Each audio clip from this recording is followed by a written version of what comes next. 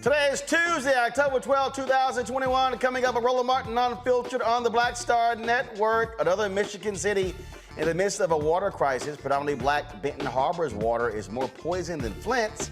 In a white town, St. Joseph, right across the bridge, has clean drinking water. A tale of two cities. Just like we said last night, there had to be more Jon Gruden emails. We were right, and he is out of a job.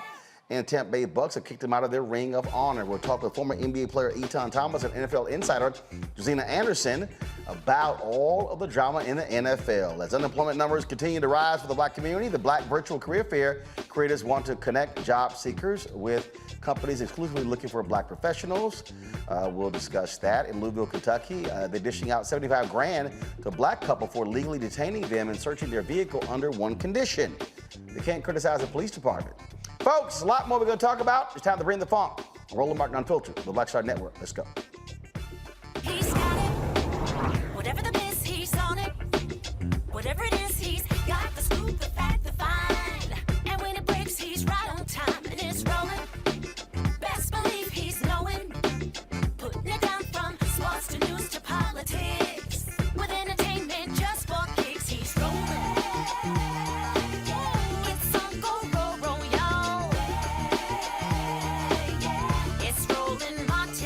Yeah.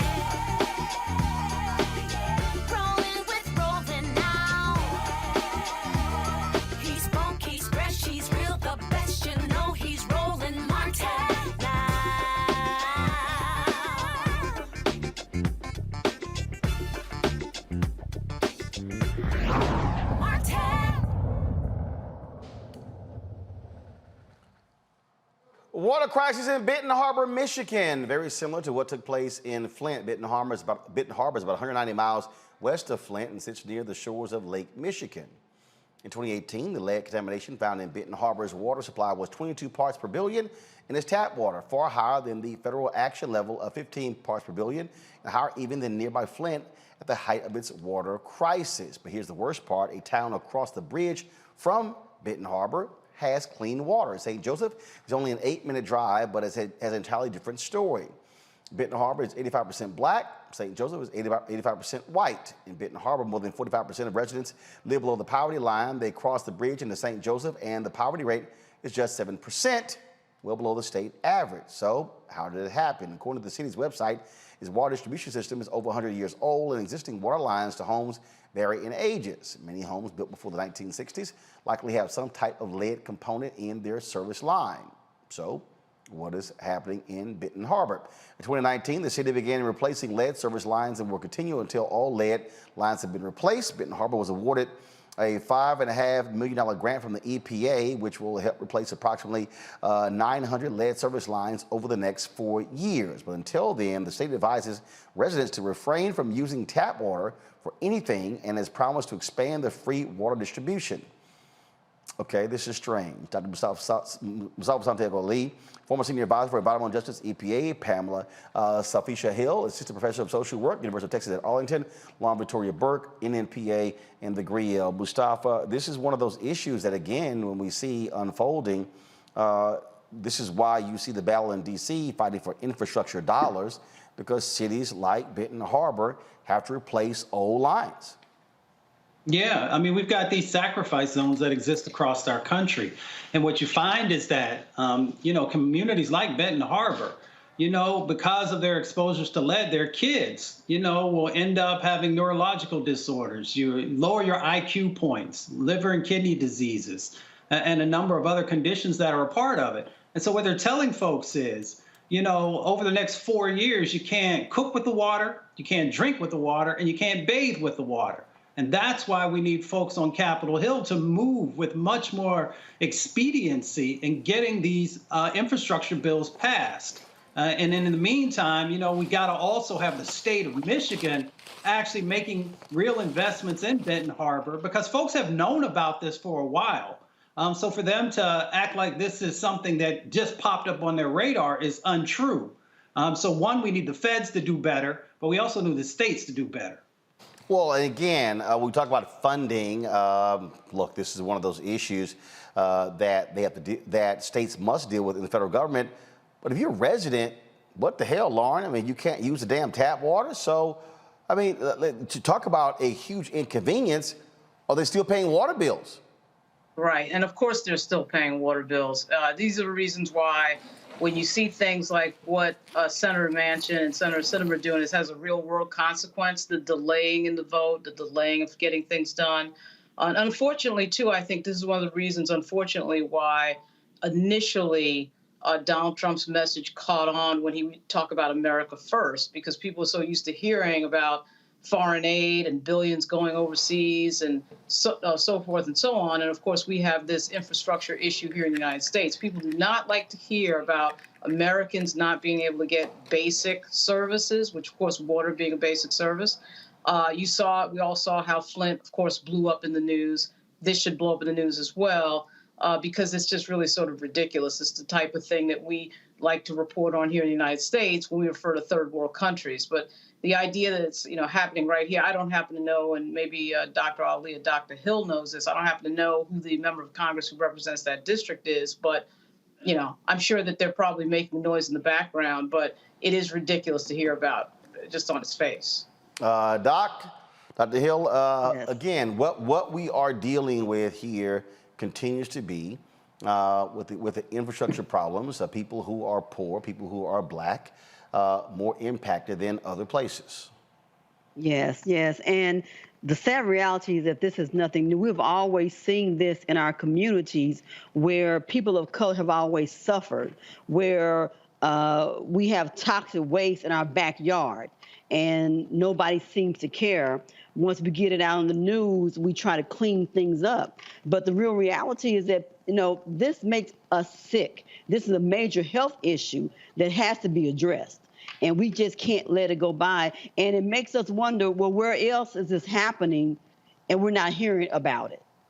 So we need to know, more details. In fact, we hope that other people will let us know what they're experiencing in their own backyards, because we know that this is happening in a number of communities. And so we have to just do better and find out where we can make an impact. Well, I think where we can impact again is when we talk about what is being done to with the infrastructure bill to ensure that our communities are getting those resources. This is one of those things, Mustafa. This is your focus. But when we talk about issues, people will bring up criminal justice reform. They'll bring up education. They'll bring up voting rights. But environmental concerns are not as high on the agenda of enough African Americans. Yeah, the administration has an excellent opportunity to tie both the the reconciliation bill and the bipartisan infrastructure bill to these types of real world issues that are happening. And to answer the question, when we worked on what was happening in Flint, we found out that there were over 3,000 locations across the country that had higher levels of lead in their water than Flint did. Benton Harbor is one example of that.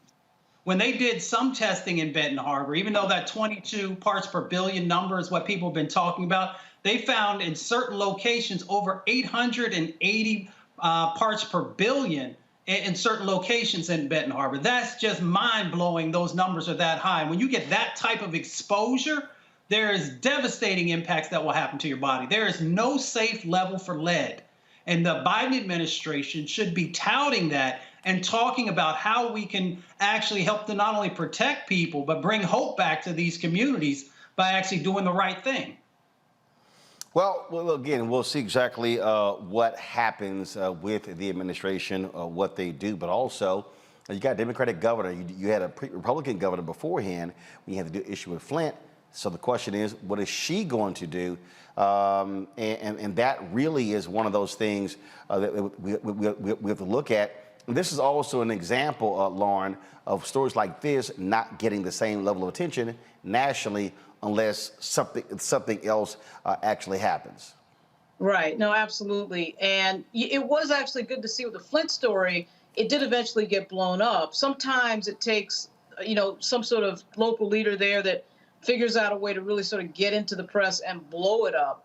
And unfortunately, our media cycles are non-existent. I mean, obviously, we used to live on the 24-hour media cycle in the days of the newspaper, but now there really is no media cycle. It's just everything, every other second, we're moving on to the next story, moving on to the next case. But if somebody can blow up this type of story, it's such an easy story to understand. So it's easy for people to lock into it. Let's also stay in Michigan, where one of the things that is happening in that state deals with the redrawing of districts. We're seeing this happen all across the country right now. Michigan is one of those places where it is happening. They have an independent commission that deals with redistricting, and black folks are not happy at all with the maps. But here's the deal. The first draft of maps that were released, first of all, the Michigan legislature, Republicans run, favor them. Now, these maps still benefit the Republicans. And so this is what the Detroit Free Press wrote, that the commission is going to have more public hearings before finalizing the maps. While the draft maps are not as skewed as the current GOP-drawn districts, they would generally still favor Republicans, though nowhere near the same extent as the current lines. And so the issue here that we have to look at, and this is where the census comes in, Lauren, that we can't ignore. And, when you have folks say, oh, these things don't matter, this is why it matters, because those who are in charge of drawing the districts, they draw in their favor. And Michigan is supposedly blue, but this is the mistake people make. Blue on the presidential level. When you go outside of the major cities, Michigan, just like Pennsylvania, looks like Alabama. Right. And pretty much because those lines are drawn, by people who wanted to gerrymander and usually weaken the power of African American voters and other minority groups. These commissions don't work. Okay, these independent commissions, they're doing the same thing in Virginia that's happening in Michigan. This idea that you're going to get some sort of objective group of people that doesn't think politically to draw the lines politically is complete nonsense. That is not how it works. Everyone has some vested interest in drawing the lines. And no matter what you write in terms of a ballot initiative, as was done in the case of Virginia, I'm not sure how they did it in Michigan or whatever, there's always sort of this dreamlike idea in everybody's head that somebody's going to come down, some group of people is going to come down objectively and draw lines.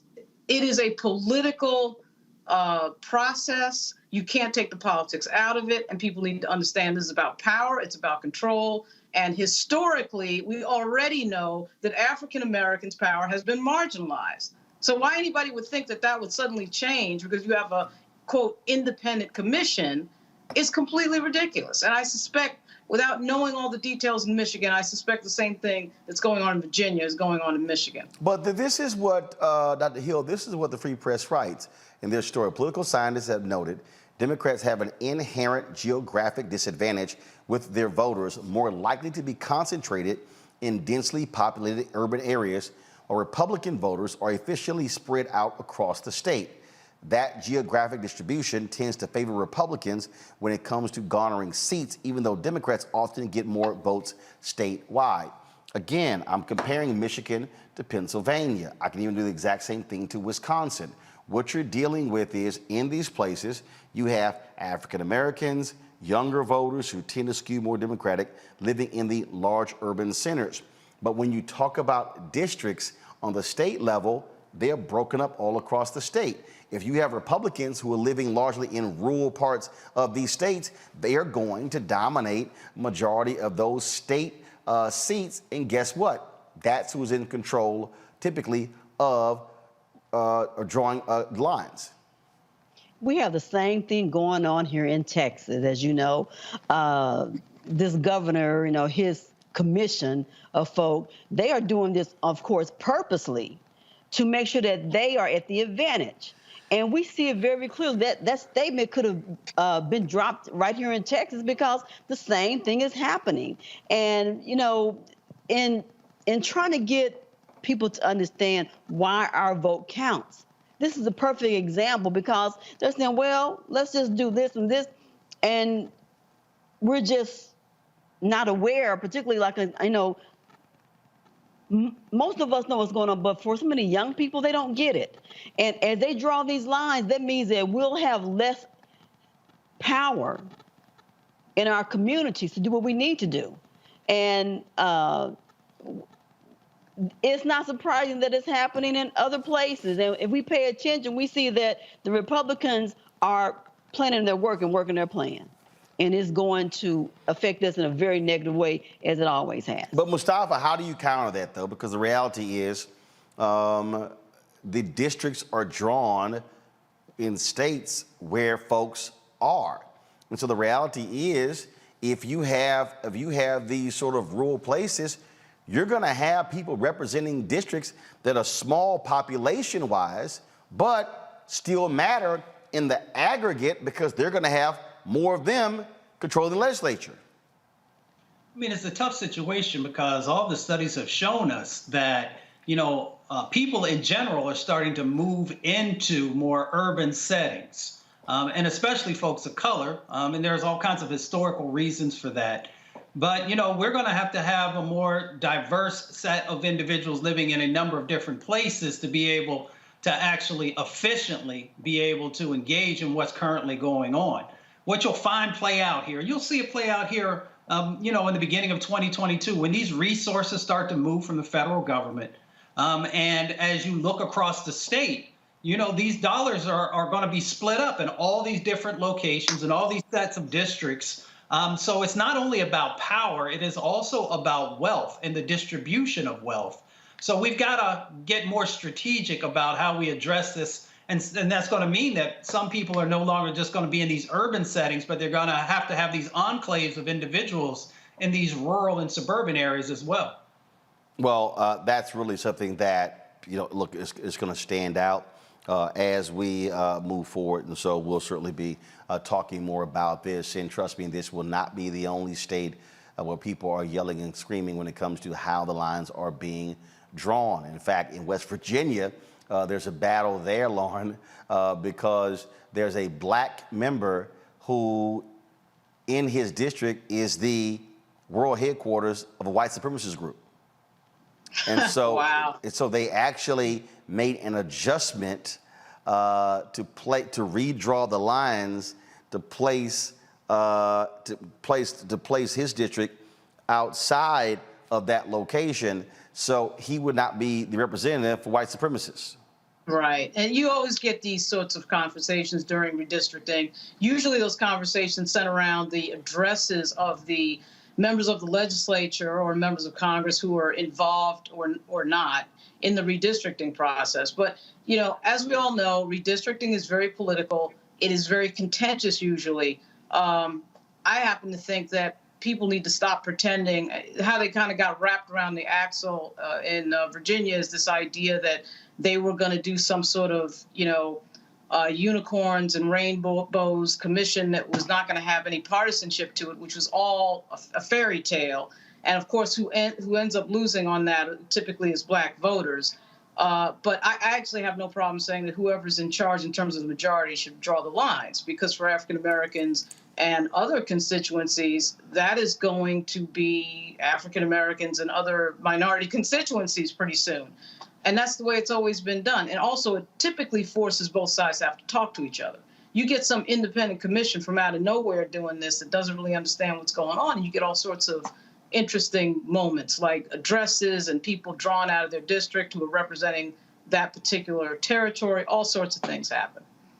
Well, bottom line is, again, this is something that we must be paying a close attention to, Right. Dr. Hill, because, again, when you talk about who is in control of the legislature, it's based upon numbers. And Yes. if you're going to have a whole ton of rural places, where they're going to have the numbers, you're going to have Republicans who are going to be dominating legislatures, and that's where the power in states reside. Right. And I think that we need to have a total understanding. As it was just mentioned, the wealth of it. We have to make sure that we are politically educated on issues, that we understand what we need to do. And you're right, as the demographics are changing, what we're seeing is a browning of America. And I think that in the future, this is going to backfire, because the brown folk, we are increasing in numbers.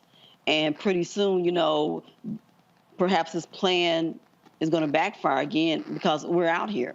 And we have to make sure that we are politically educated, that we educate the youth so that they'll have this understanding, and just get prepared to fight this battle, because it's going to be very interesting when it comes time to vote. And it will be interesting to see how far they get as they attempt to redraw these lines.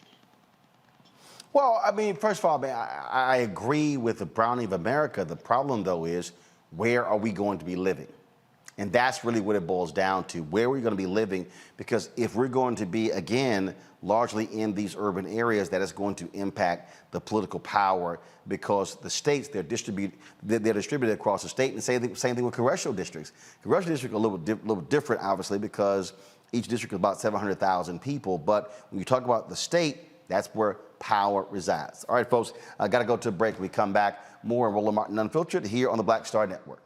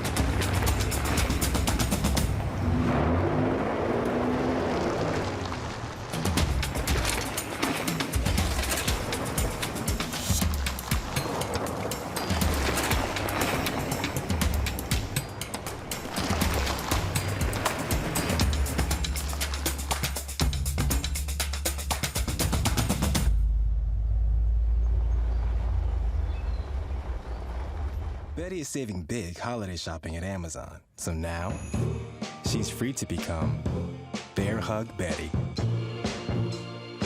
Settle in, kids. You'll be there a while. Ooh, where you going?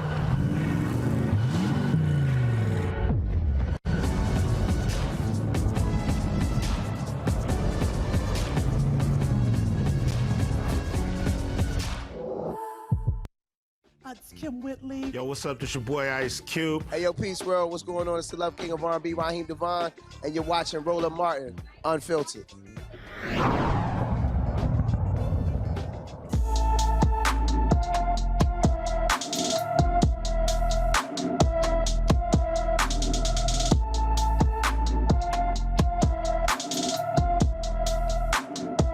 Folks, Tabitha Queen, the 29-year-old mother of three, has been missing since May 10th, 2021 from Bastrop, Louisiana.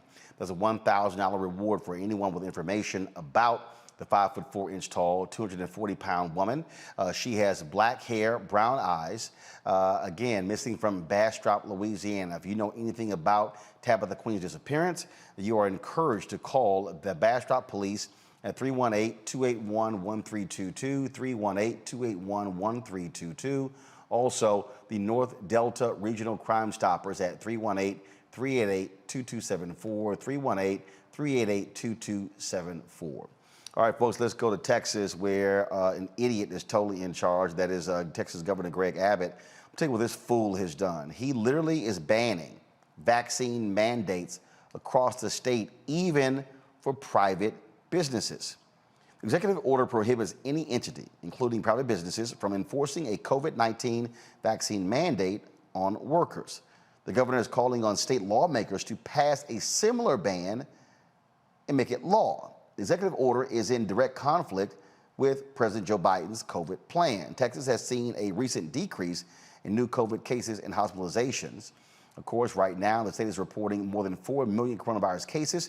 68,000 Texans have died as a result. Let's go to my panel on this. Dr. Hill, I want to start with you.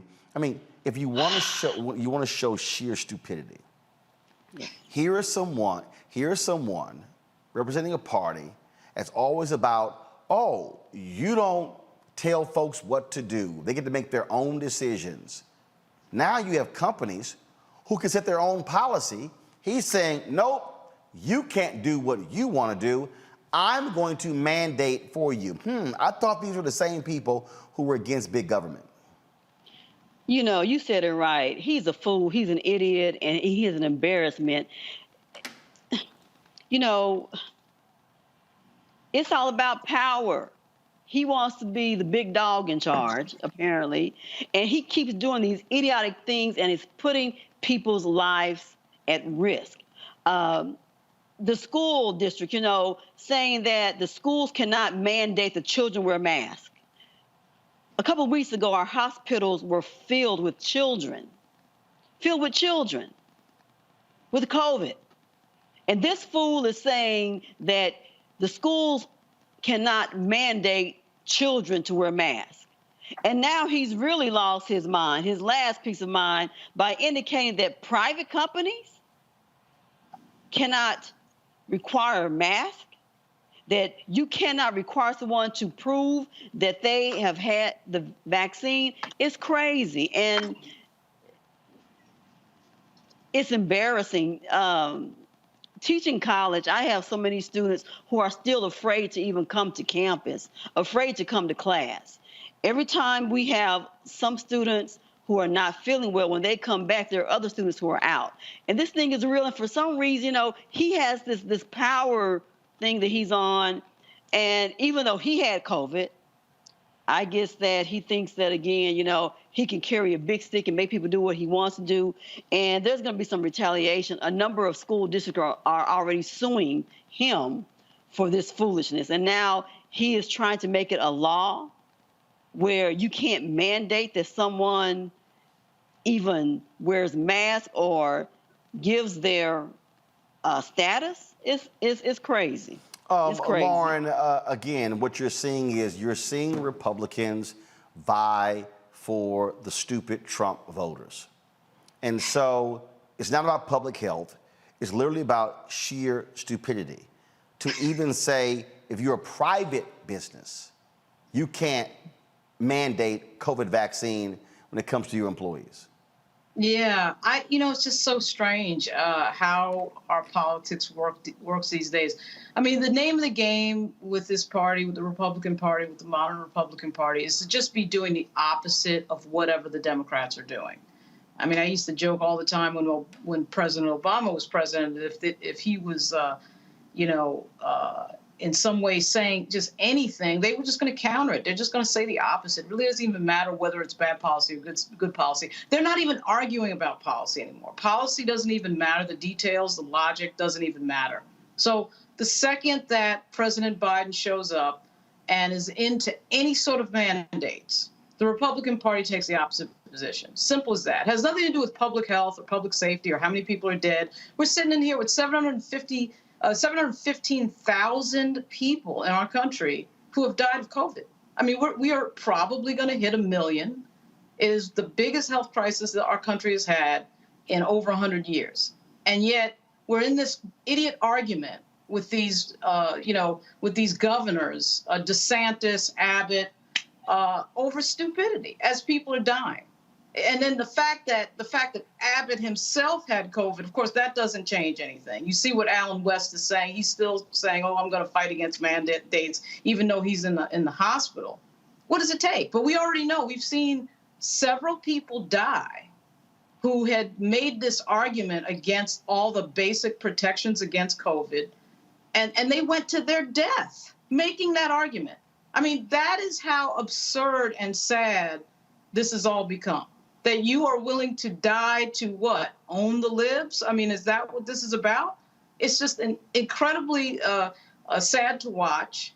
And this is what the Republican Party stands for. And it is pathetic. And frankly, obviously, it's dangerous. Well, I just sit here and when you look at idiots like DeSantis and Abbott, Mustafa, then you have Justice, the West Virginia governor, begging folks to get vaccinated. Then you've got the idiot Republican Tate Reeves in Mississippi. You've got this idiot Kay Ivey, Republican governor in Alabama, using COVID money to build more prisons. You've got the idiot governor in South Carolina, McMaster. I mean, and then of course you got the idiot Republican governor in Tennessee. You have the Arkansas Republican governor, Asa Hutchinson, who regrets his decision outlawing mandates. I mean, the Republican Party, for all of the yelling, screaming about being pro-life, no, I think they're pro-dumb. Well, they're pro-sacrificial. They will sacrifice folks. You know, they place politics over people on a regular basis. We know that COVID goes in these cycles, and we've seen how bad policy from a number of governors and school board presidents and a number of others and mayors in some locations have played into these cycles. Once we start to get our arms around it, and we start to get the numbers down, then folks will move forward these types of decisions that then ramp the numbers back up, especially now, because now we're dealing with a number of different variants that are a part of the mix. You know, now when it comes to corporations, they have some choices, right? And they actually have power, because they could literally have a conversation, let's use Texas as an example, that, you know, if you continue down the road with these types of actions, then we're going to move our business and our people, because we want to keep them safe, to the next state. Now, I don't want to take jobs away from hardworking people in Texas or any other state, but the reality starts to kick in that you sometimes have to make some really tough choices about where you want to invest your corporate dollars and the lives of the individuals who work inside of your walls. Because if folks are willing to do this, what's down the road? The next pandemic we deal with, or the next situation where you have a rogue governor who's willing to do things that go against humanity. Is that really where you want to be located? Again, we're talking about the party of crazy. When you got this fool Alan West out here, who is yelling and kicking and screaming about Big Pharma. But then he's touting whatever the hell this mononuclear, whatever the hell it is, as if they're not Big Pharma. I mean, and in fact, the fool is touting a treatment that costs anywhere from 25 to 50 grand because you don't want a free shot. Right. Right. I mean, literally, Lauren, it's a free shot. I think that there's some sort of weird currency now in I don't know whether we can even call it conservative ideology. It's really Republican Trump ideology. There's just a currency in always being angry and always disagreeing with what's going on and always feeling like your liberty is being taken away by something. And to have that, sort of grievance going on forever and ever is what this has all become about. So it's not even within reason. Alan West is just, okay, well, I'm going to throw out big pharma. I mean, it's not that complicated. It is a vaccine. We do vaccines all the time. Alan West was in the military. Before he got into the military, he had to take a number of vaccines. And now all of a sudden, this has become some sort of political statement that we're doing vaccines. I mean, we do this all the time. When kids go to school, when you go to other countries, et cetera, and so on. So they created this, just like CRT. They create these grievances. They create these fake reasons to be angry at something because there isn't anything else. I mean, there isn't anything else to build anything on because, of course, somebody like President Biden was only interested in coming in and making the situation better and obviously slowing the number of deaths in the country. And they just created a grievance out of it. It is the height of absurdity that this is what the Republican Party has become. And, what can you say after 700,000 people have died that we're still sitting here having this idiot discussion? Yeah, I mean, that's just, and to listen to them, to listen to the whining and complaining is stunning, Dr. Hill, especially from people who are in the military where they are required to take shots. Right. Like, it's not even, you don't even get a choice. But all of a sudden, oh, no, I'm going to complain about this shot. Well, the bottom line, they don't really care about people. They care about politics, but not people. They're not concerned that the death rate is real. They're not concerned that people are still dying. They're not concerned with any of this. They're on this bandwagon to follow the idiot and see who can follow the idiot the farthest. And again, people are suffering. This is a public health issue. COVID don't care what you look like. They don't care about your party. And like the sister just said, you have these people who are so anti-vax, and then they're laying up in a hospital, hooked up to tubes saying, please take the vaccine. Well, it's too late. And you're right. When you're in the military, you're going to take all these shots and you don't ask the question. You take them. I know because I had to do it. I am hoping that these companies will tell Abbott where to go and how to get there. Well, I would hope these same companies will pool the funding. AT&T, for instance, the Political Action Committee gave Abbott $100,000. Guess what? If you want to show your disdain for Republican politics, pull your money. Right. Well, the other thing too, Roland, is this is heading for a civil lawsuit, obviously, because if you're mandating that a company doesn't protect people's health, and then somebody gets COVID and dies, somebody has standing, and they're going to sue the state of Texas. That's where this is headed. I mean, so I don't understand. Just from a legal standpoint, you would think, of course, their attorney general is an idiot too, so that's one of the reasons why they haven't thought of this, I guess. But they will get sued for this because they're putting people's health at risk. Absolutely. And again, I would hope they would fight back against the idiots in the Texas legislature led by Greg Abbott and, of course, Lieutenant Governor Dan Patrick. All right, folks, got to go to a break. When we come back, Jon Gruden out as head coach of the Oakland Raiders. Conservatives are whining and complaining. This is unfair that he was ousted as a result of racist, misogynistic, homophobic emails sent 10 years ago. Is it unfair that Jon Gruden has been exposed as a racist, misogynistic, sexist, homophobic coach? We'll discuss that on the show. Also, we'll tell you about a couple who sued in Louisville. They gotta get 75 grand, but the one thing they can't do, they can't talk about it. All that's next on Roland Martin Unfiltered, broadcasting live and streaming on the Black Star Network. Also, folks, do this here. If you are watching our spots, Amazon, Buick, Nissan, do me a favor. If you could check them out by hitting the link in the description on our YouTube channel, also on the Black Star Network, and on Facebook as well. So please support those that support us. Back in a moment. Oh, that spin class was brutal. Well, you can try using the Buick's massaging seat. Oh, yeah, that's nice. Can I use Apple CarPlay to put some music on? Sure, it's wireless. Pick something we all like. Okay, hold on. What's your Buick's Wi-Fi password? Buick Envision 2021. Oh, you should pick something stronger. That's really predictable. That's a really tight spot. Don't worry, I used to hate parallel parking. Me too. Hey. Really outdid yourself. Yes, we did. The all-new Buick Envision, an SUV built around you, all of you.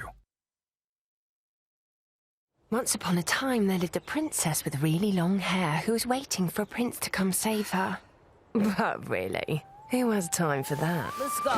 Feeling myself. I'm feeling She ordered herself a ladder with Prime one-day delivery, and she was out of there. I want some hood girls looking back at it and a good girl in my tax bracket. Now, her hairdressing empire is killing it. And the prince, well, who cares? Prime changes everything. My name is Charlie Wilson. Hi, I'm Sally Richardson Whitfield. And I'm Dodger Whitfield. Hey everybody, this is your man Fred Hammond, and you're watching Roland Martin, my man, Unfiltered.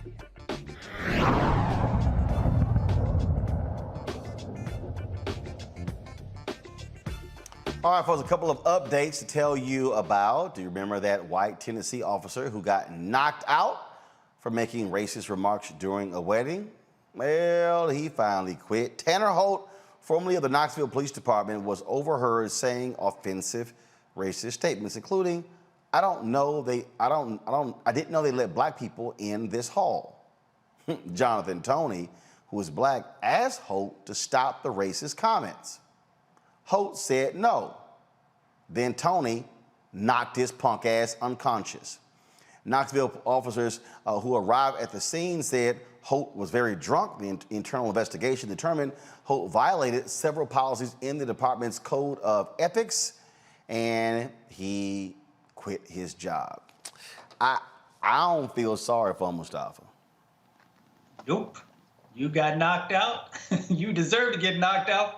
Folks asked you to stop saying the stupid stuff that you were saying, so they gave you a pass. You decided not to get that pass, so never mind. I'm going to leave the rest of it alone. Real simple, Dr. Hill. You say racist stuff, might get your ass whooped. Yep.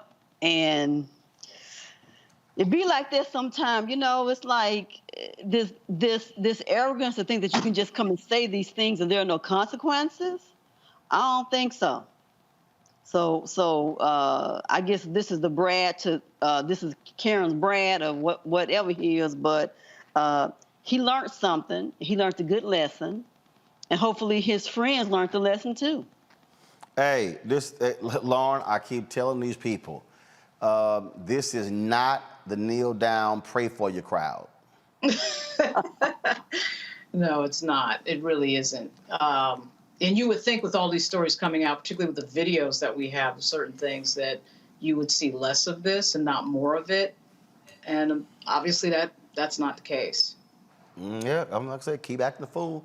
Stuff gonna happen. All right, y'all. Minnesota prosecutors say the June 3rd shooting of a black man by U.S. Marshals was justified. U.S. Marshals of the North Star Fugitive Task Force attempted to arrest Winston Smith Jr.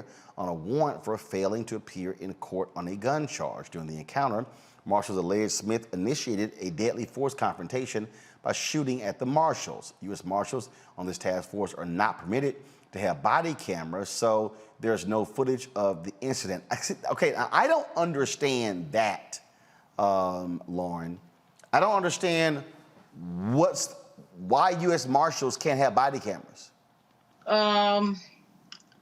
Who knows? I mean, there's probably a million reasons for it. But I can never understand why police are against body cameras, because effectively, it gives you an idea of what's going on both sides. So, I mean, it can protect both sides in their conversation or their argument or a dispute in terms of what actually happened. You have it on tape. So I can never understand. I'm not really a fan of this idea that somehow body cameras are some sort of a problem for law enforcement. I would think that they would want to, I would think if you're not doing anything wrong, there's nothing to worry about with regards to the body camera.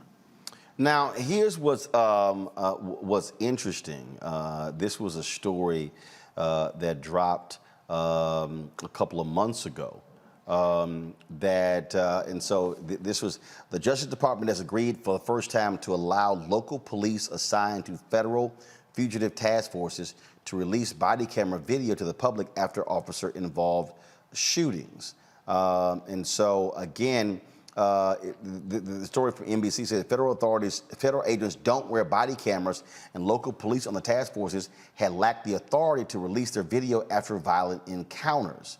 To me, this is something that Congress should change. I think every federal law enforcement agency should be required to wear body cameras, Mustafa. Yeah, without a doubt. That's just common sense stuff. I mean, I've been around enough folks in the law enforcement world, from, the everyday patrolman all the way up to other agencies. And, folks use all kinds of surveillance equipment in investigations. So for folks not to also utilize these body cameras as a part of whether you're serving a warrant or you're coming after a fugitive or whatever it might be, that doesn't make any sense. So yes, Congress needs to step in and the Department of Justice needs to enforce it.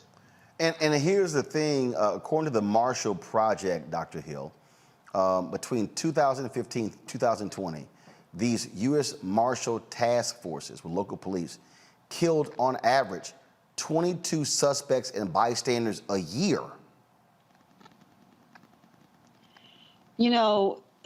Roland, if you're doing right, you should want to have the proof that you're doing right. If you're doing wrong and you know you're going to do wrong, well, you don't want anybody to see that. So this is why these devices are extremely important, because it proves that you are doing what you were supposed to do, and it's how you protect yourself. So if you already have that mindset, I'm going to go ahead and do something I have no business doing, you don't want anybody to see that. Here in Dallas, I believe it's changed now, but there was a rule where a police officer did not have to even make a statement until 72 hours after a shooting. They gave them time to review any footage, to come up with their justification, if you will. But they had 3 days to keep silent. And so that became a problem. And when you think about the fact that if you're doing right, if you're following the law, then you should want to have that evidence with you at all times to say, well, see, this is what I did and this was correct. But if you already know that your mindset is off, this is why so many are objecting to these cameras, because they know that they bad apples in the first place. And that's the real deal. I mean, the cops that object to body cameras don't want to be questioned, and the reality is they typically contradict what's on the video, and they're used to lying on police reports, Lauren. Look, the evidence is clear. We can go case after case after case where cops say one thing happened, and then you're like, fool, there's a body camera. Right. Yeah. I mean, I think, the only exception that I can think of in terms of not wanting body cameras, and it just so happens I'm dating a federal police officer, but he's not a marshal, which marshals typically serve warrants. I would think you'd want all that recorded. But in the case of, say, a city like Washington, D.C., with a lot of federal law enforcement are in confidential situations, they're protecting members of Congress or they're at the White House or whatever. Now, that's a relatively small group of people in this country in terms of federal police. But that's the only thing I can think of off the top of my head as to why you might not want the body camera, because you would be recording a bunch of stuff that is typically not particularly relevant.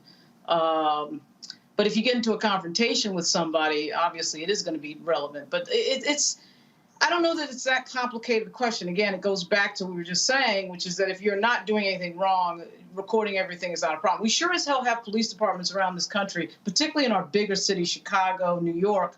Police departments are now in control of the surveillance cameras in these cities, particularly in New York. So we're basically recording everybody anyway. You know, in a case of a police encounter, it's typically in a private or a more private, closed situation. But we get to the point where there's so many surveillance cameras, you can see what's going on in so many interactions just walking down the street in a public space. You're absolutely right.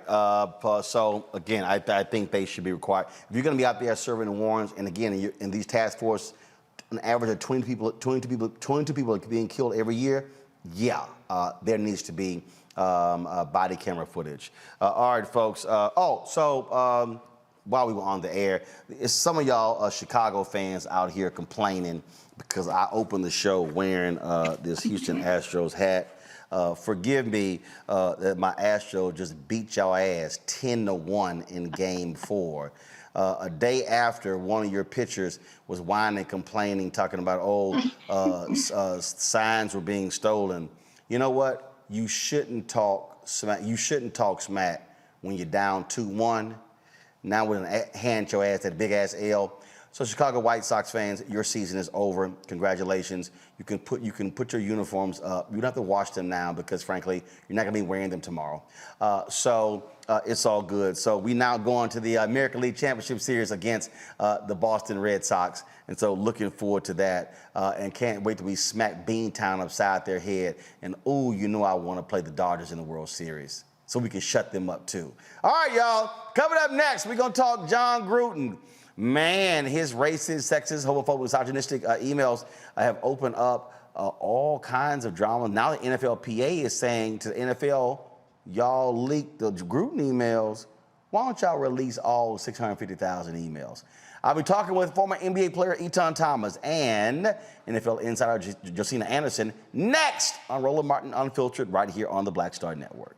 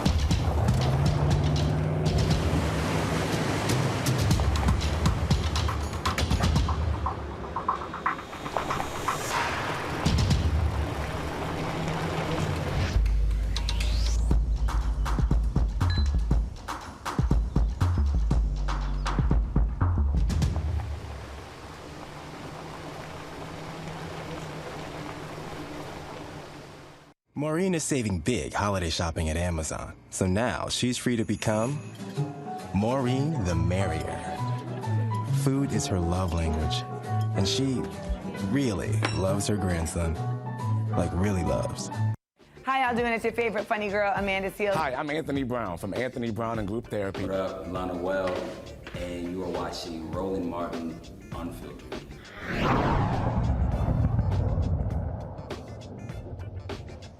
All right, folks, lots of drama in the NFL. Last week, of course, it was revealed that Jon Gruden referenced the size of the lips of the executive director of the NFL Players Association, DeMaurice Smith, in emails from 2010 with Bruce Allen, who was an executive with the Washington football team, formerly the Washington Redskins. He apologized, wasn't fired over the weekend. So clearly somebody with the NFL said, let's go for the jugular. So last night, the New York Times dropped the story think it was around a little bit after 8 o'clock, that of other emails where Jon Gruden used homophobic slurs in reference to Roger Goodell, the NFL commissioner, said that Goodell pressured Jeff Fisher with the Los Angeles Rams to draft a queer player. He made all kind of other comments.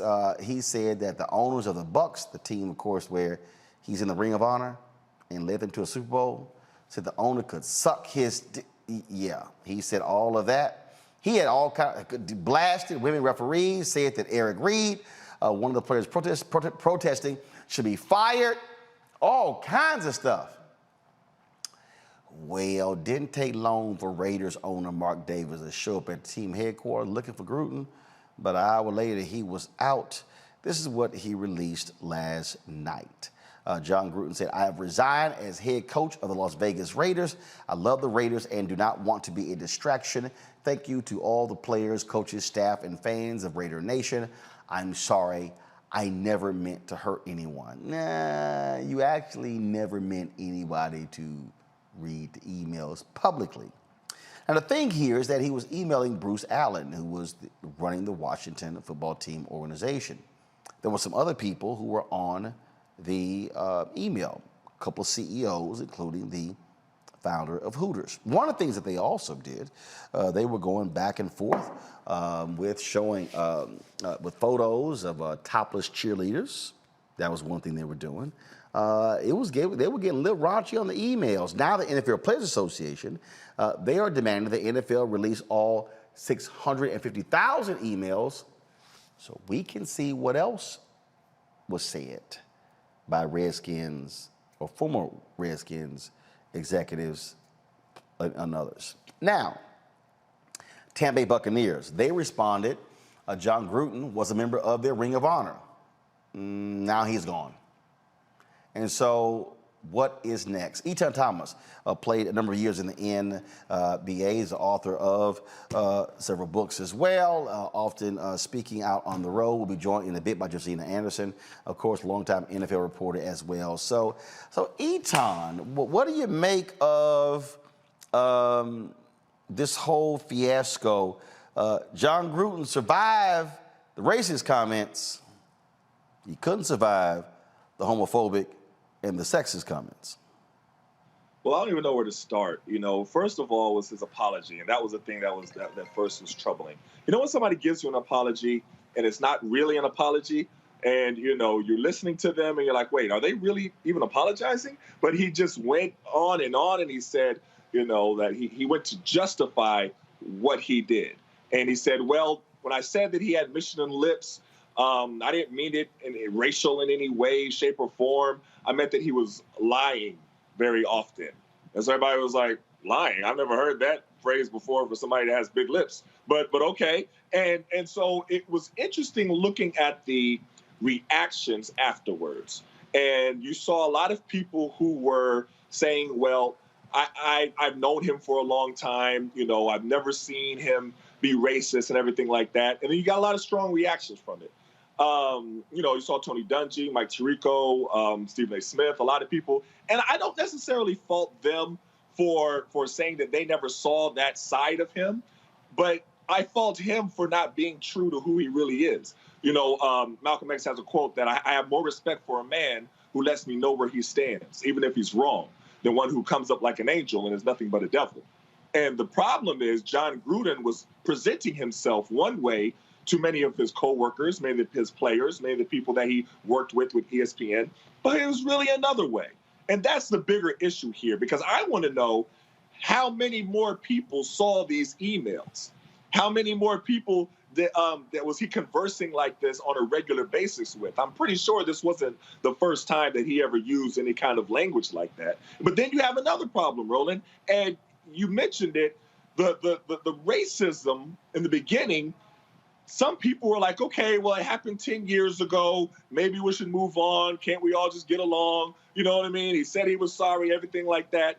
But then you heard a lot of people change their tune once the homophobic statements started to come out. The homophobic emails started coming out. And I'm like, well, wait a minute now. You're the racism wasn't enough for you to think that he didn't deserve a job anymore, but the homophobic comments were enough. And aren't you all kind of making Dave Chappelle's point? Isn't this really what he was talking about? And that's the part that, was it wasn't surprising because we've seen this before, but that's the part that people should really pay attention to. Well, and you talk about all the people who came to his defense. On First Take, Stephen A. Smith said that he should not be fired for comments made when he wasn't even employed by the NFL more than a decade ago. You had Tony Dungy and Mike Tirico on NBC saying we should accept his apology and move on. This was all Sunday. Mark Davis, the owner of the Raiders, nothing happened to him. Oh, but when that New York Times story dropped last night, everything changed, and literally, within 90 minutes of it dropping, boom, he was out. Right, and then that tells you that's the importance of. Hold up, and he resigned. He wasn't fired. He resigned, but I think it was, kind of forced to resign. Like right. What I'm saying is, but it's different when you were fired because by him resigning, guess what? Right. Yes. Now, what's the settlement with that $70 million he was still owed?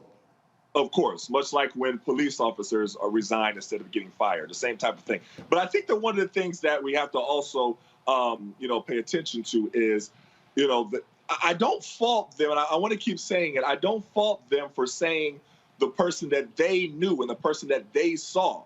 It was more for, Jon Gruden just not being true to who he really is. But one of the points that Stephen A. Smith said in one of his rants, I think the one that you just referenced on First Take, and he said that you can't go back to somebody's past and, something from 10 years ago and then hold them accountable now, and that shouldn't affect their employment. I 100% disagree with that. I mean, if you're talking to young people right now, the first thing we say is, listen, an employer is going to look at your social media and see the things that you've posted, the videos that you have for a long time ago. Young athletes, the first thing that a college is going to do is go and look at your social media. That is the world we live in. So for Stephen A. Smith to say that Jon Gruden shouldn't be held accountable for what he's done in the past, that's completely incorrect because that is the world that we live in. It is. I want to bring in Josina Anderson, a longtime NFL reporter. Of course, she joins us right now.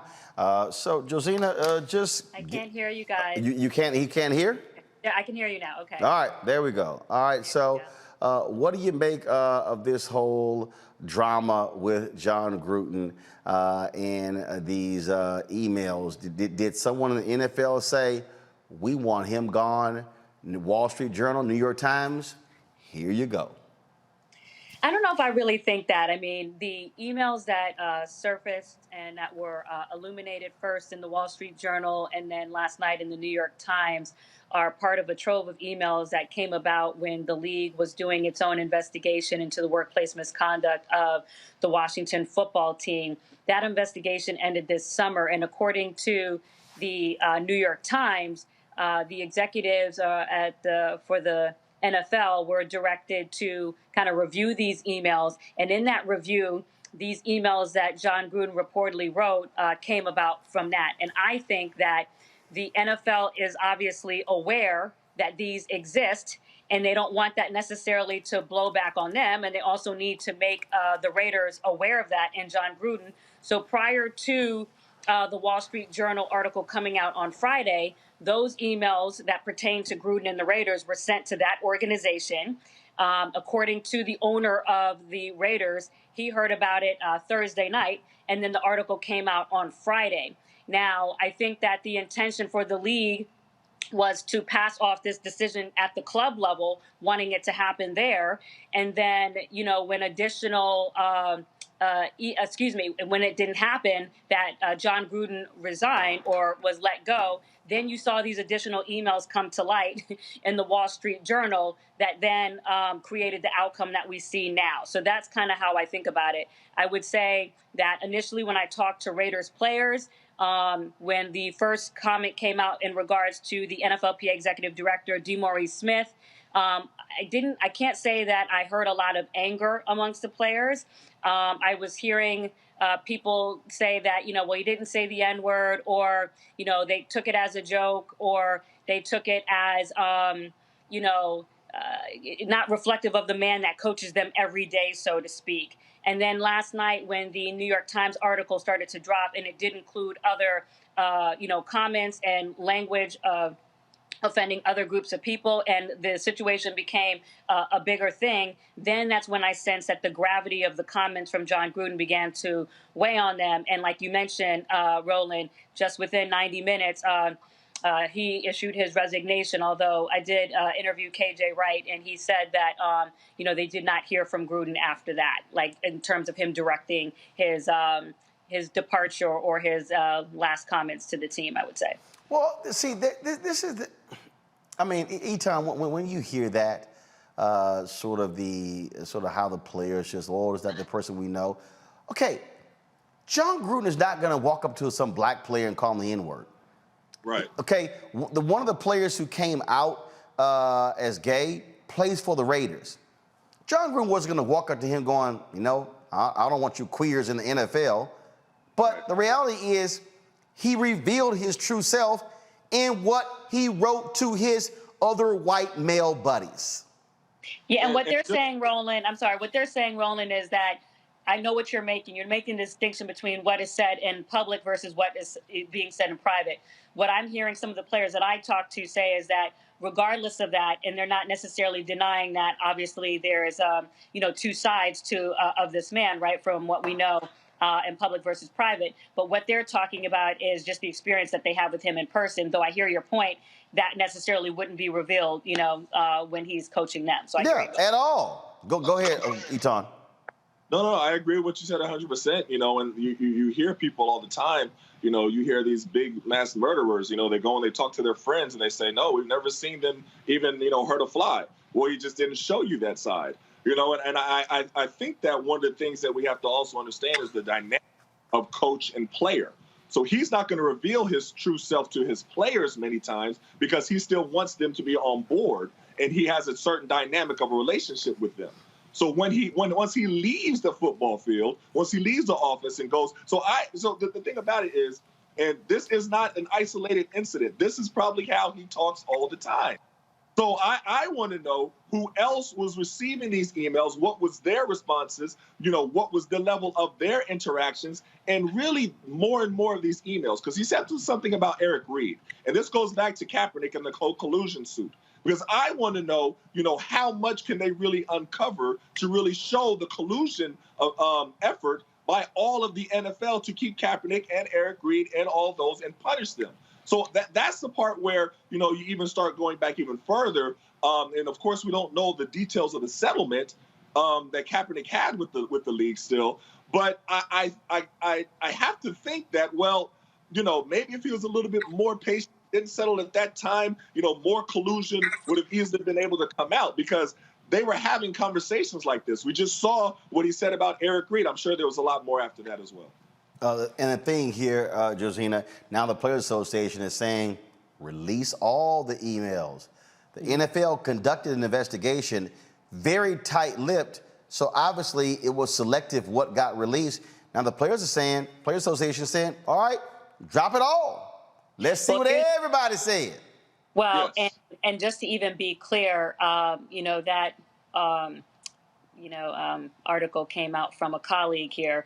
And so what it says is that they plan to request, but they have not done it yet. So one, we have to see if that request is actually made to ask the NFL to release more of the emails. And then secondarily, if they intend to respond. Because also just because they make the request doesn't mean that it will happen. And first, the union has to also make that request. I think that if the NFL intended to show more of the emails, it would. You also saw in the New York Times article that it indicated that other people were mentioned in these emails. Other people were offended. Also, comments were made about journalists or what have you. So there are a lot of things that were said. Who was on the receiving end? Just like Eton mentioned, how did they reply? A lot of things that are not revealed. This is going to be kind of the NFL's own controversy. There are a lot of emails that get talked about in the political realm, and now we're certainly going to have an email controversy right now in the NFL.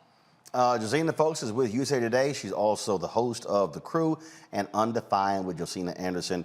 And so certainly follow her on Twitter and Josina Anderson, Josina Anderson. Josina, we appreciate it. Thanks a lot. Thank you, Roland. What's up, Eton? Good to see you. A long time since Good the to see Wizards. you too. Yes. Been a while. Been a while. Thank you, Roland. Thanks a lot. All right, bye. Eton's going to stick with us when we come back from the break. I'm going to bring in my panel, and we're going to discuss this further on Roland Martin Unfiltered on the Black Star Network. Don't forget to support what we do. Download the Black Star Network app. We're nearing 20,000 downloads. We want to have 50,000 by December 31st. So simply Android phone, Apple phone, Android TV, Apple TV, Roku, Samsung TV, also, of course, Amazon Fire TV and Samsung Smart TV as well. And you can support us by joining our Bring the Funk fan club. Every dollar you give goes to support what we do. It matters, allows us to be able to do the coverage that we have, travel around the country, bring you the kind of stories that you're frankly not going to have elsewhere. Cash App, $RM Unfiltered, PayPal.me/R Martin Unfiltered, Venmo.com/RM Unfiltered. Zelle is Roland at RolandSMartin.com, Roland at RolandMartinUnfiltered.com. I'll be right back. Oh, that spin class was brutal. Well, you can try using the Buick's massaging seat. Ooh, yeah, that's nice. Can I use Apple CarPlay to put some music on? Sure, it's wireless. Pick something we all like. Okay, hold on. What's your Buick's Wi-Fi password? Buick Envision 2021. Oh, you should pick something stronger. That's really predictable. That's a really tight spot. Don't worry, I used to hate parallel parking. Me too. Hey. Really outdid yourself. Yes, we did. The all-new Buick Envision, an SUV built around you, all of you. Once upon a time, there lived a princess with really long hair who was waiting for a prince to come save her. But really, who has time for that? Let's go. Feeling myself. I'm feeling She ordered herself a ladder with Prime one-day delivery, and she was out of there. I want some hood girls looking back at it and a good girl in my tax bracket. Now, her hairdressing empire is killing it. And the prince? Well, who cares? Prime changes everything. Hey, I'm Antonique Smith. Hey, I'm Arnez J. Hi, this is Cheryl Lee Ralph, and you are watching Roland Martin, Unfiltered. I mean, could it be any other way? Really? It's Roland Martin. You know, it's real interesting when you look at the people complaining about decisions made by teams like Tampa Bay Buccaneers. And now you also have all of these, and like clockwork, these white conservatives. Oh my God, this is so wrong, how they're being treated. This is so unfair. As I told you, Tampa Bay Buccaneers have removed Jon Gruden from their Ring of Honor. Check this out. This is the statement from the Tampa Bay Buccaneers. Folks, let me know if you see it. You should see it. Okay. All right, there we go. The Tampa Bay Buccaneers have advocated for purposeful change in the areas of race relations, gender equality, diversity, and inclusion for many years. While we acknowledge Jon Gruden's contributions on the field, his actions go against our core values as an organization. Therefore, he will no longer continue to be a member of the Buccaneers Ring of Honor. I'm going to bring in my panel, Lauren Victoria Burke. We have Mustafa Santiago Ali and Dr. Safisa Hill with UTA. All right, y'all, so Lauren, overkill, should be removed from the Ring of Honor. He's lost an endorsement from Skechers, had a 10-year, $100 million contract, was in the fourth year. I'm quite sure there's gonna be a financial settlement. That's why he wasn't fired, he resigned. Your take on all the drama? I don't know about the Ring of Honor. That's sort of an interesting thing because, of course, he's not working for that team anymore. I certainly can understand what the Raiders did. Yeah, now remember, in one of the emails, he said that the Bucs owner could suck his penis. I'm just saying. And that'll do it, right? But I think, you know, I'm thinking about it, though, from a legal standpoint. I certainly can understand why the Raiders did what they did, because now you have an employee that you have now, you know, on the record has held certain views. And those views, of course, can be translated into contemporary actions and decisions. And then you get into, I'm sure the general manager of the Raiders was like, you know, he's got to go because you get into a legal morass with that very king just on that count. The other thing I would sort of think about is, you have 600,000 emails? That's an incredible number. And the fact that he's the only person, and this is not me arguing that he should have been punished or he shouldn't resign. I think he should have resigned, and he did. But the idea that you've got that many emails, that much content, and that he's the only person whose content was released to the Wall Street Journal and then, of course, reported about in the New York Times seems really suspicious to me. And when I read what he had said, which I won't repeat because I think my mother is watching this show, what he said about the commissioner, Roger Goodell, indicates to me that someone in there who was in control of these emails had no problem releasing certain parts of that to the media, knowing full well what the end result of that release would be. And this is not an argument in favor of Jon Gruden being, right in any way.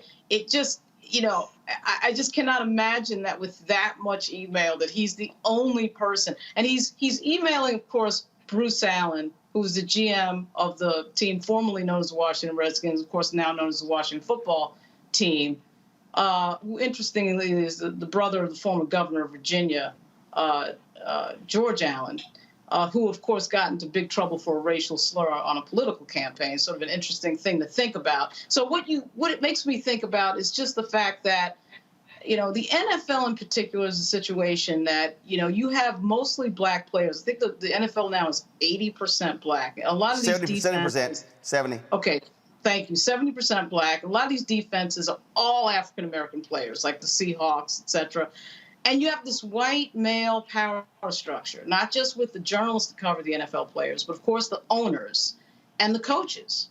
And there's just something wrong with that. There's this, almost plantation sort of mentality. We heard it, of course, in media terms in basketball with the shut up and dribble thing. But these players are making billions of dollars for these people. Billions of dollars. These players are the reason why people come to these games and watch these games. They're the reason for these TV contracts. And you have this almost all-white power structure making money off of them. And then you have stuff like this happening. And when they speak up about things that concern them, like say police brutality, for example, they're told to shut up. And so in watching what happened to Colin Kaepernick, which we all know about, and seeing something like this, which is an inside game, and I understand that Gruden, of course, worked for ESPN and not the Raiders at the time, but he's emailing the GM of the Washington Redskins, the formerly known Washington Redskins. So that right there tells you that there is a two-tier system, obviously, that we're all aware of. Oh, of course. I mean, look. Amazing. Bottom line is this here, Mustafa. The NFL is a white male-run organization, period. And what you have is you got black talent, you got white folks running it. And look, Andrew Brandt, longtime executive with the Green Bay Packers, posted a tweet saying, it's a whole bunch of coaches deleting a whole bunch of emails right now. It's the good old boys club. Everybody knows what time it is. And, that's the interesting thing, that last point that you made. If the NFL is serious about dealing with homophobia and racism and misogyny, then they are going, if they really open this up to all the folks who were a part of receiving these emails and what was the responses back and how that will grow and grow and grow, that will tell you if they're serious about being a 21st century organization or association. So that's where my mind is of seeing if they're really going to open this up or if they're just going to close the can. And then, of course, further down the road, the question will be, will Gruden be able to actually revitalize his career? Because we've seen folks who have done some pretty egregious things in the past, and people will wait a few years, and next thing you know, they're an analyst on, XYZ network. So I'm looking to see how these two things play out. And Dr. Hill, it's so amazing to watch the knee-jerk white boy reaction to this. Just, again, the whining and complaining and, oh, this is just so how unfair. I mean, you can always count on the idiot, Charlie Kirk, with Turning Point USA, they've had their fill of a lot of racists in that organization. To hear him complain, oh my goodness, this is what's happening to the white men in America. See, this is what's driving them crazy, is that they don't get to be as bigoted and sexist and idiotic like they used to. If y'all want a good laugh, listen to dumbass Charlie Kirk. Until you get on your moral high horse, every single person listening to this right now has said things and texted things and emailed things that could destroy your career, including the cancelers.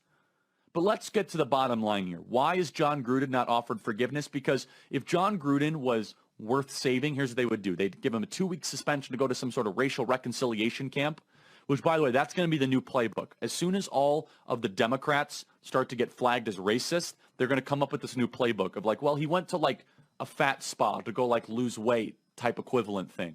You know, he's trying to get his life right. He went to Racist Anonymous, and now he's back in 2 weeks. Like, yeah, okay. I kid you not. That's going to be the new, because the only way, the Democrats have to find a way to exempt themselves from the very totalitarianism and tyranny that they're inflicting upon us. And one of the ways they're going to do that is create this like Racist Anonymous support group through some sort of like, well, he's going to take a little bit of a hiatus and he's back and he's found the deep, darkest corner of his soul and he realized he was truly a racist and now he's going to be an ally of the anti-racist movement. But the real reason why they had to get rid of Jon Gruden is because he's a white, Catholic, conservative male who speaks out, and they know that that cannot be supported and offered forgiveness. That's the real reason this happened. Dr. Hill, I guess he skipped over the sexist, misogynistic, homophobic comments. Because, see, Charlie Kirk showed his whiteness by only focusing on the black stuff.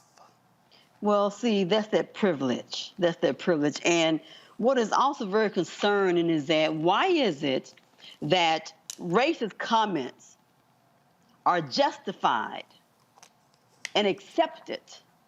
Oh, well, he didn't really mean it, and you know, he's not a racist. And the bad thing is that when we do it, okay? But, oh my God, you're homophobic. Help me to understand this, that it's okay to be racist because you really didn't mean it. You really didn't mean it. And, oh, you know, we have to protect our poor white guys because they're suffering and, oh my God, you know, they can't be free. Really? I'm done with that.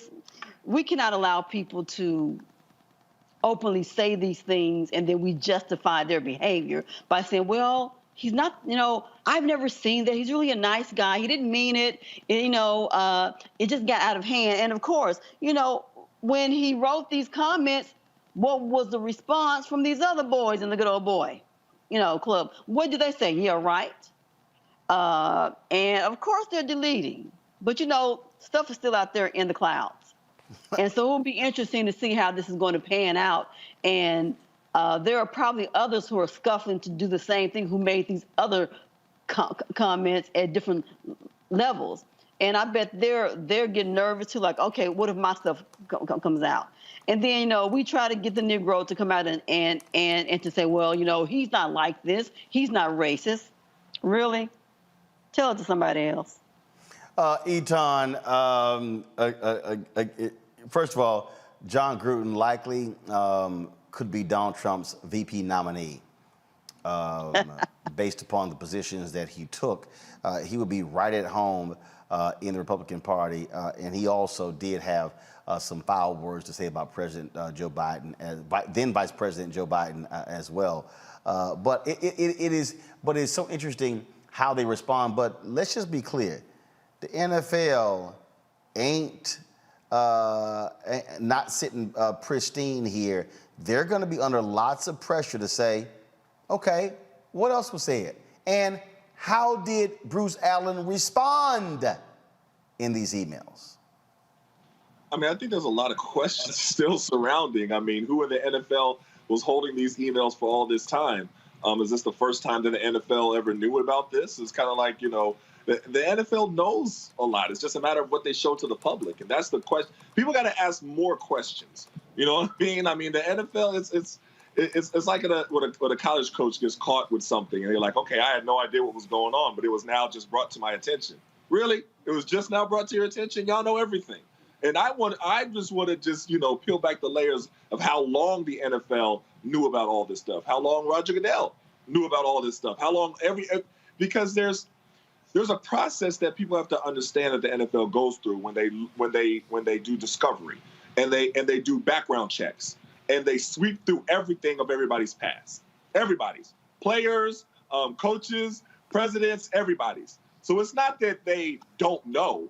It's just a matter of what they act on. But then once the public finds out, then they take the horse, oh, well, we can't tolerate this here because we are the NFL. It's like, you've been sitting on this for a while. And that's the part that I want to, you know what I mean? We hear them acting all surprised about these emails now, but I'm pretty sure they've had it for a while. Yeah, they've had them for a while. Gruden has had those thoughts for a while. And now, look, he made $30 million in the last 3 years. Now he gets to sit on the sidelines, and trust me, I'm quite sure there's going to be a financial settlement with Raiders owner Mark Davis, and so he'll be just fine. And like I say, don't be surprised that he's going to be the next speaker at a Donald Trump rally, and then probably defended to the hilt by Megyn Kelly. And so it goes. Eton Thomas, I appreciate it, my brother. Thanks a lot. Oh, always a pleasure. Thanks for having me. All right, folks, got to go to a break. When we come back, more Roland Martin Unfiltered on the Black Star Network.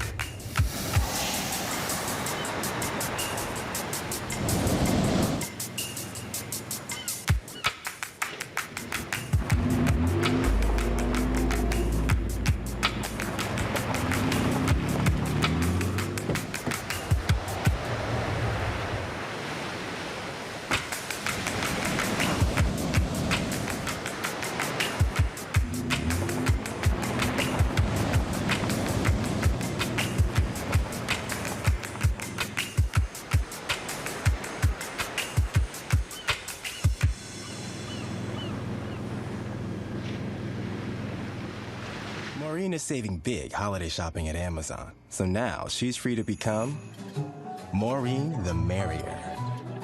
Food is her love language, and she really loves her grandson. Like, really loves. Hey everybody, it's your girl Lunel. So what's up? This is your boy Earthquake. Hi, I'm Chaley Rose, and you're watching Roland Martin Unfiltered.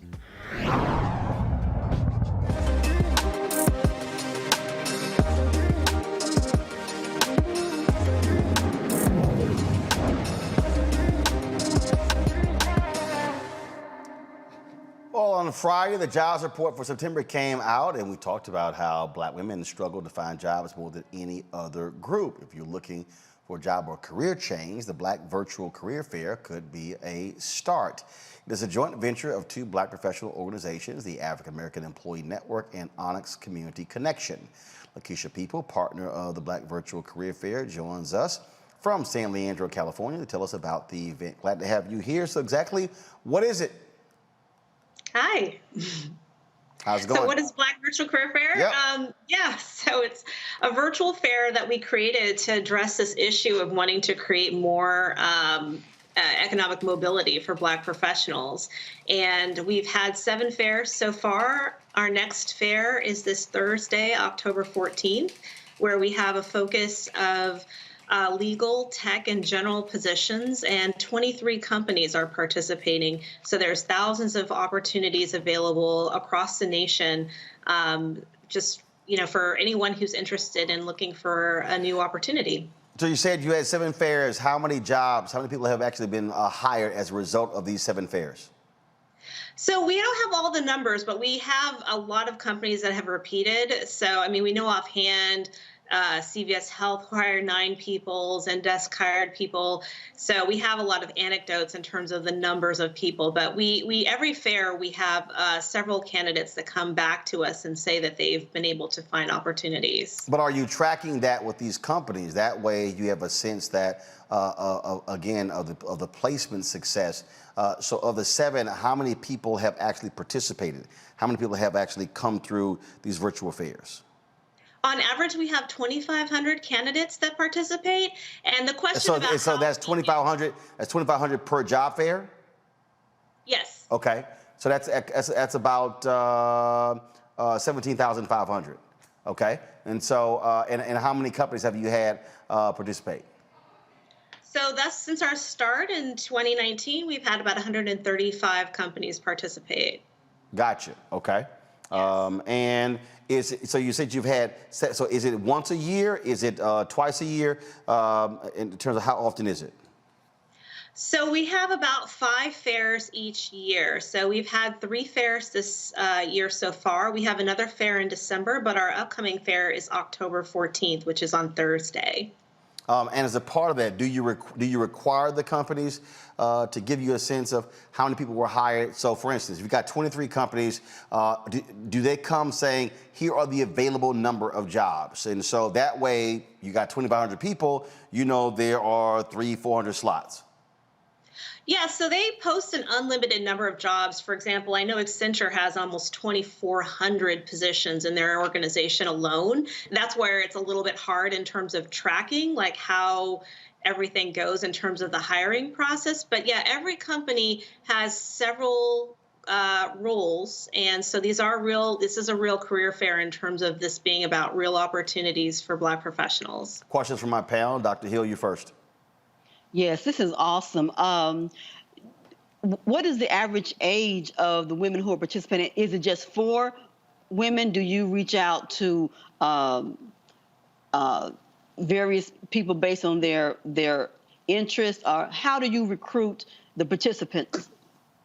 Yes, so it's available for all Black professionals. So it's across gender. And we do tend to skew towards the more mid to senior level talent. So we define that as people who have 6+ years of experience. So how we reach out to talent is through our professional networks. And we also do outbound sourcing for people.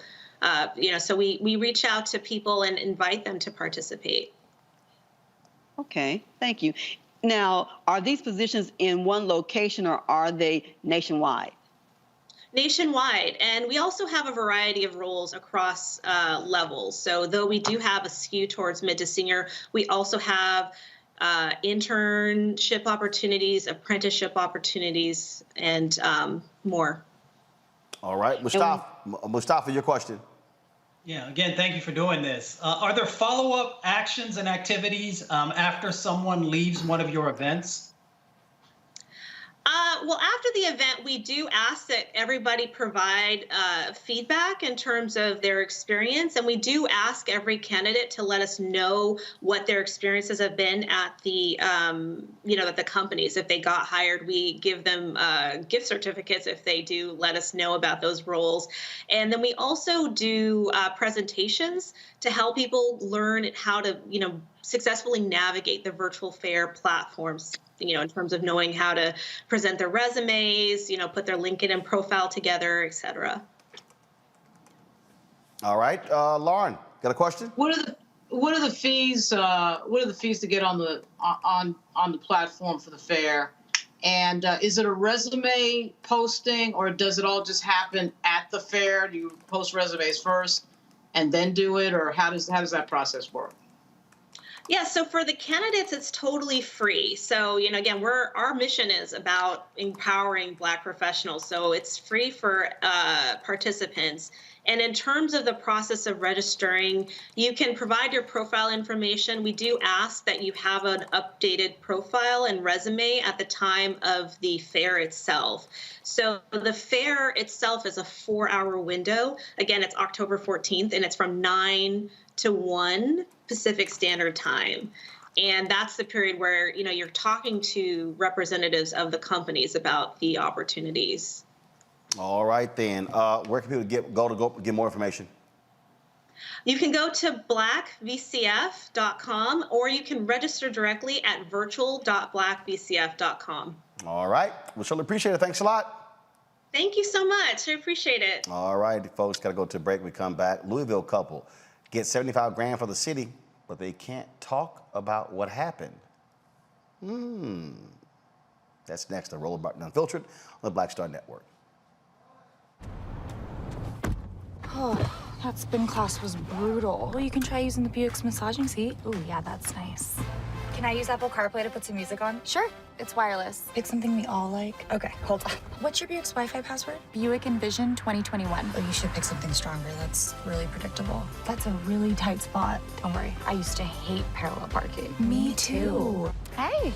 Really outdid yourself. Yes, we did. The all-new Buick Envision, an SUV built around you. All of you. Betty is saving big holiday shopping at Amazon. So now, she's free to become Bear Hug Betty. Settle in, kids. You'll be there a while. Ooh, where you going? I'm Angie Stone. Hi, I'm Teresa Griffin. Oh, Roland. Hey, Roland. I am so disappointed that you are not here, first of all. Where's our dance? It's like we get a dance in every time I see you. And so now you're not here for me to dance with, sir. You and your ascot. I need it. I need that in my life right now. Okay, I love you, Roland. What's up? I'm Lance Gross, and you're watching Roland Martin Unfiltered. A black couple in Louisville, Kentucky will receive a $75,000 settlement after being removed from their vehicle and searched by officers in 2018. Demetria Furman and Anthony Parker Sr. will get the money under one condition. Neither the couple nor their attorneys, y'all roll the video please, can criticize the Louisville Metro government or the police officers involved. The couple and Parker's 9-year-old son had just left their church when officers pulled them over for allegedly not using a turn signal. Really? Really? However, guess what? The body camera footage shows Parker did use his turn signal. The couple believed they were pulled over because of their race and they were driving a nice car. Two of the officers involved in this incident are being sued in another case for stopping and searching a teenage boy for making a wide turn. One of the officers, Kevin Crawford, resigned and now works in Indiana for Jefferson Police Department. Watch this video. He was already over in the... I got to do it like that for it's broke. I got you. That's the reason why, man. That's the only reason, man. Is that the only reason? Do what? Is that the only reason? Yeah, just because your turn signal. Okay. Are there any weapons or drugs in the car or anything like that? I just left church, got my son with me, my baseball car. So there's no guns in the car? Any knives? No narcotics like that? Awesome. Man, your hands are shaking like a leaf, brother. Even your faces. I just like people to be honest and straight up with me. Do you have your driver's license? Yes, sir. My license is. Okay, awesome. I paid the reinstatement fee. Yes, sir. Is it? Okay, awesome. I don't have no one. I got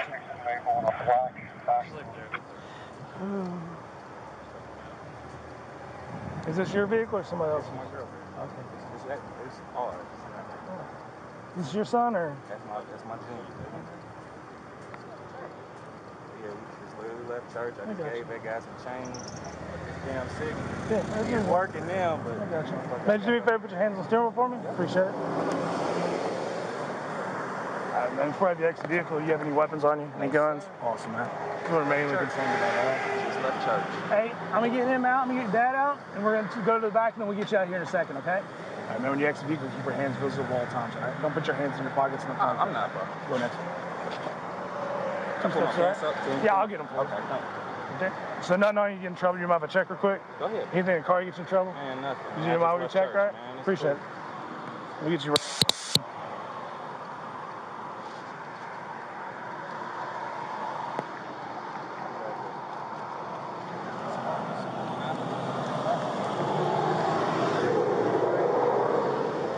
Department 3. Okay, so y'all can keep rolling the video. See, this is what's laughable, Lauren. Earlier we talked about body cameras. This right here is why. The cops lied. Second of all, why in the hell is the man being searched because he didn't use a turn signal? I mean, seriously? I mean, I've been pulled over. I've been pulled over for the same bullshit. Oh, you didn't use a turn signal to change lanes.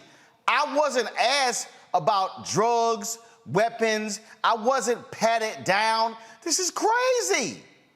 Yeah. Well, he's being asked about drugs and weapons because he's an African-American man in America. That's why he's being asked about drugs. That's why he got pulled over in the first place. I mean, it's obvious. I mean, I might as well just state the obvious. And I love this idea of, ooh, you're shaking like a leaf and you're scared. Yeah, and he should be shaking like a leaf and he should be scared after watching the video of Eric Garner and Walter Scott and George Floyd. He should be scared. And any black male being pulled over by the police should be scared. You would have to be on another planet not to be worried about what might happen next. And if they got $75,000 for this to shut up, they didn't get enough money. They didn't get anywhere near enough money. Because here's the thing: if you got a gag order on me, if these cops are so damn concerned about PR and them talking to the media, then stop stopping people for absolutely nothing. And to me, this is the epitome of too much government. This is the epitome of the government getting involved in people's lives for absolutely no reason. There is no probable cause. There's nothing. Dr. They Hill, just stopped him because of the black guy. Dr. Hill, I'm watching this video. I mean, they are going through the center console for a turn signal that we now know was a lie. And he asked him, instead of first asking for a driver's license, he asked several times, are there drugs? Are there guns? Are there knives? What part of no do you understand? I mean, first of all, look at these cops. I mean, they are desperately trying to find something in this car. Both of them are searching everywhere based on a turn signal. Oh, and then putting their hands in the man's pocket. To me, it looked like he was trying to get a feel. He's going all up and down his legs. It's like, really? Well, no, first of all, he was patting him down. But the problem, I'm just trying to understand. I've been pulled over, Mustafa. You do this for a turn signal? No. This is what cops do when they are trying to frame black men or they're trying to sit here, uncover something. Turn the audio up. Turn the audio up. Are you coming over to the apartment?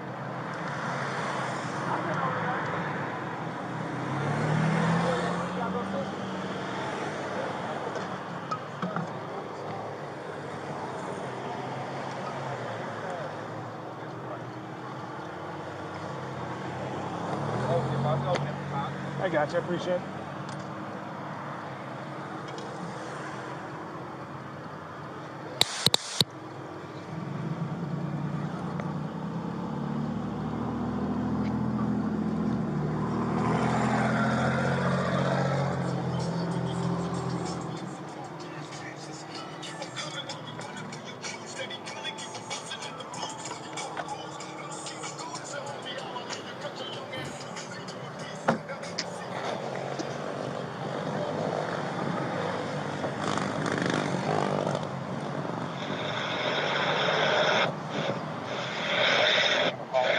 Everybody clear? Yeah.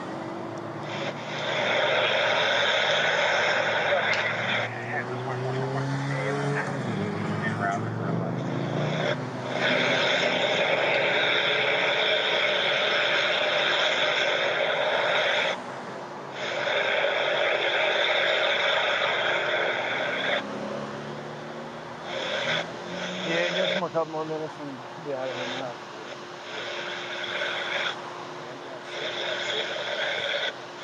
I gotta double push my There's hazard a lot of the Monte Carlos like yeah, that, man. I gotta double push the hazard. like sometimes it'll work. You know, you hit it like normal, but then sometimes I got double push the hazard for the clicker to even come in. So that's probably what happened. Like I didn't even know I didn't use it. I used it, but I didn't know it didn't come on. I got you. That's my fault. You good? Yeah. Sweet. All right, man. I'm not gonna harp on the OL or nothing like that. Appreciate it. No problem, man. You guys are good to go. All right. Have a good day.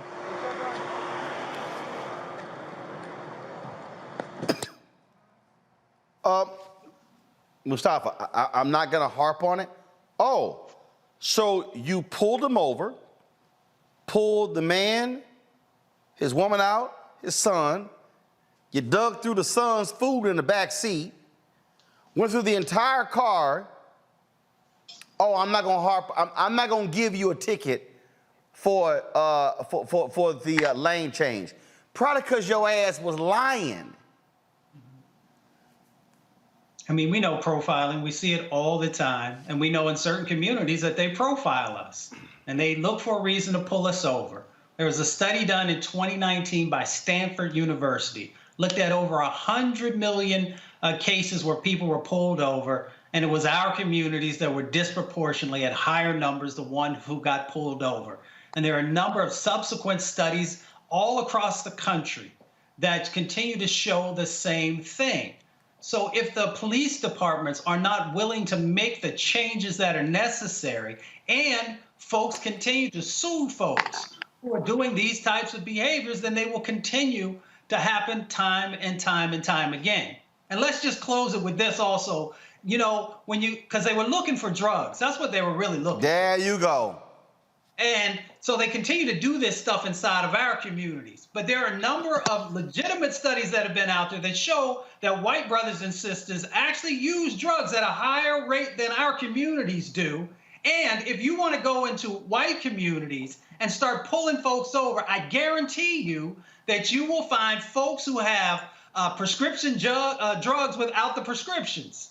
So, you know, it all depends on which parts that you actually want to enforce of the drug laws. And it always goes back to our communities because they see us as easy prey. They see us as folks who will do what that brother did. And I understand he had his family with him. He didn't want any drama. But they know that we're least likely to also bring a case in the past against these police procedures that are going on, these illegal and disproportionate sets of actions that continue to happen inside of our communities. And that's why we continue to say, I know I continue to say, that when they do this stuff, you got to sue them, because that's one of the ways that they're eventually going to have to make a change, because eventually these police departments and these county budgets and others will get broken if they continue these types of behaviors. I wish that they would have been able to tell the fullness of what was going on, but since they have the gag order because they agreed to the settlement, then you'll never really know what happened in this instance, but you'll know in a whole bunch of other ones.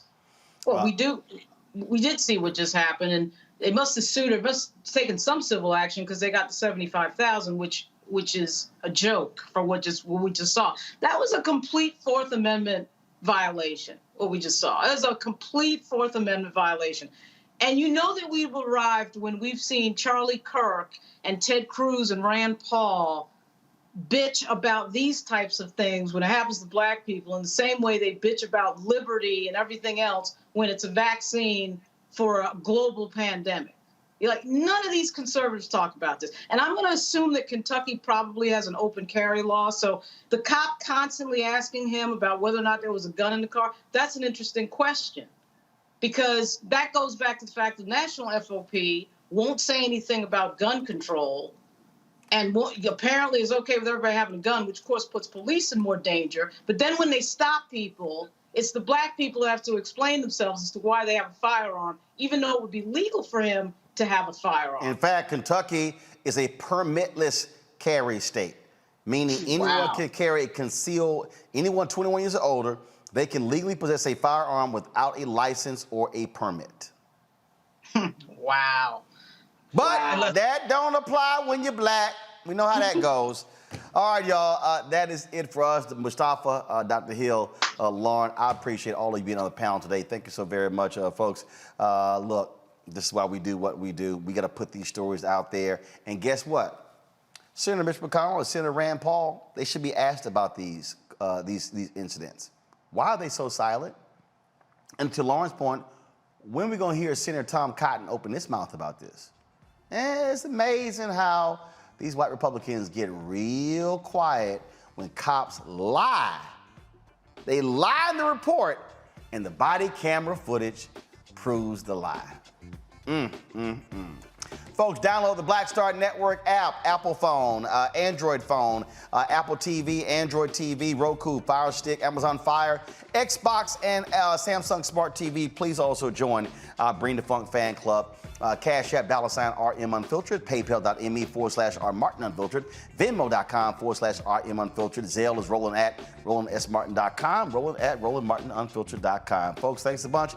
I'll see you guys tomorrow. Oh, yeah, and big ups to my Houston Astros for handling y'all. Mustafa gonna wear a hat. I'm gonna wear a hat. So, shout out to my Astros.